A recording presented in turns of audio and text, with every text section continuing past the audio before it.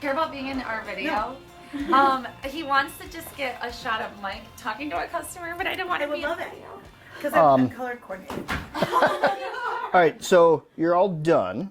Thank you. Car's in good shape. You do need an air filter. Unfortunately, I think some shops think that most females are ignorant to what repairs are and what is needed. And Jen I remember she had taken my car in a long time ago, well before the business. And, being with me for some time, she kind of learned and picked up some stuff, and she had gone to a shop and they were trying to put more quarts of oil, just a standard oil change in the engine than it actually calls for. And the truthfulness is huge because, we show transparency here. We do digital inspections, we do pictures, we do video if you want. I'll bring you out if you're waiting on an oil change and I find something that's a concern and I want to show you. We try to keep an open book like that to show people that we are honest and we are true to our word, and we're going to give you the most accurate and fair shake at the repair and the cost of the repair.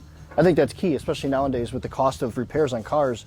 We try to triage the vehicle. I mean, it may have multiple faults on it, but there's some things that can wait. There's things that are immediate.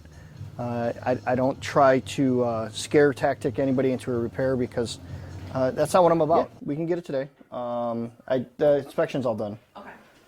And then your backup lens, which is perfectly fine, it's getting moisture in there. Just keep an eye on it. If it starts blowing like a backup light bulb, then there's a way to fix it. Okay.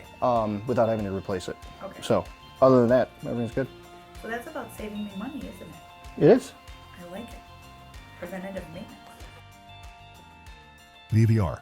Your car, our commitment.